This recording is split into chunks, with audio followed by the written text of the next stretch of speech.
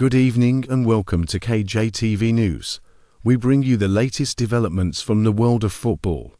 Real Madrid's midfield sensation, Jude Bellingham, is at risk of facing a lengthy suspension following his red card in a controversial La Liga encounter against Osasuna. The England international could be banned for up to 12 matches if found guilty of violating disciplinary rules set by the Spanish Football Federation. The highly anticipated match between Real Madrid and Osasuna took place on February 15, 2025, and ended in a tense 1-1 draw.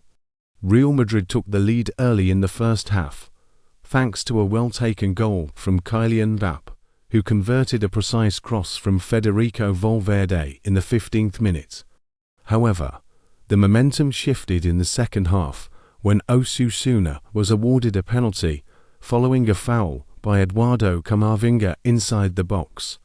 Ante Budimir stepped up and slotted the ball into the net, bringing Osasuna level in the 58th minute, but the real drama unfolded in the 39th minute when Bellingham was shown a straight red card after a heated exchange with referee Munuera Montero. Reports from Spanish broadcaster Movistar Plus suggest that Bellingham allegedly directed offensive language towards the referee, reportedly saying, "I'm talking to you with respect, expletive off." This incident left Real Madrid playing with 10 men for the remainder of the match, making their task even more challenging. Following the red card, Bellingham now faces serious disciplinary action under Article 94 of the Royal Spanish Football Federation's Disciplinary Code. The article states, "Insulting, offending, or addressing the main referee, assistants, fourth official, directors, or sports authorities in offensive terms or attitudes, unless it constitutes a more serious offence, will be punished with a suspension of 4 to 12 matches." If the authorities determine that Bellingham's remarks fall under this category, he could be handed a suspension ranging anywhere from 4 matches to a maximum of 12 games. In the wake of the controversy, Real Madrid manager Carlo Ancelotti has come out in strong support of his player.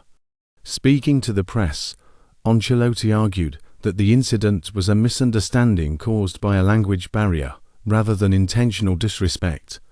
He explained that the phrase used by Bellingham is commonly used in English and may not carry the same level of offence it does in Spanish.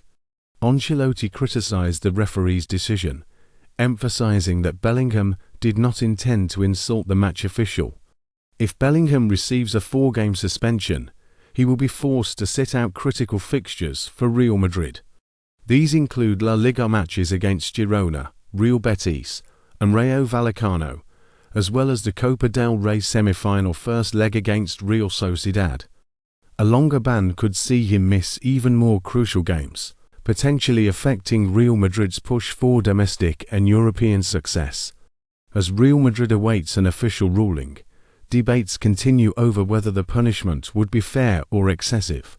Many fans and analysts argue that the severity of the ban should be reconsidered, given the circumstances surrounding the incident. For now, the football world watches closely as Bellingham and Real Madrid prepare for what could be a critical legal battle over the star midfielder's availability for the remainder of the season. That's all for now on KJTV News. Stay tuned for more updates as the situation unfolds. And let's go in India, where at least 18 people lost their lives and several others were injured in a deadly stampede at New Delhi railway station on Saturday, February 15, 2025. The incident occurred as thousands of passengers rushed to board trains heading to Prayagraj for the Maha Kumbh Mela, one of India's largest religious gatherings. According to reports from The Hindu, the stampede was triggered by confusion over train schedules and last-minute platform changes. Authorities announced that a special train for Prayagraj would depart from platform 12 instead of platform 14, leading to a sudden surge of passengers moving between platforms. Eyewitnesses described the scene as chaotic, with thousands of people pushing forward, causing some to lose their footing. The overcrowding led to panic, resulting in people being crushed and trampled as they struggled to reach their trains. Emergency responders arrived quickly, but many victims had already succumbed to their injuries. Medical teams reported that the primary cause of death was asphyxiation due to compression from the crowd. Among the dead were 11 women and 4 children, including 3 girls aged 7, 8, and 15. Several injured victims suffered fractures and head injuries, with some requiring urgent surgery. The tragedy has sparked widespread criticism of the authorities' handling of crowd control during peak travel periods, particularly for religious events. Opposition leaders have blamed the government for negligence, calling for stricter safety measures at railway stations.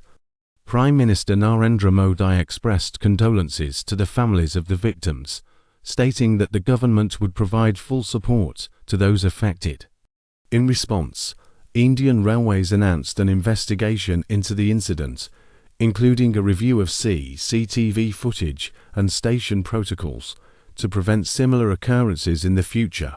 Financial compensation has been promised to the families of the deceased and those seriously injured, with the government covering all medical expenses for survivors. A similar stampede occurred in 2022 at a football stadium in Indonesia, where over 125 people died in overcrowding-related chaos. The New Delhi incident has once again raised concerns over public safety measures in high-traffic locations. And thank you for watching to KJTV News, and subscribe to keep updated.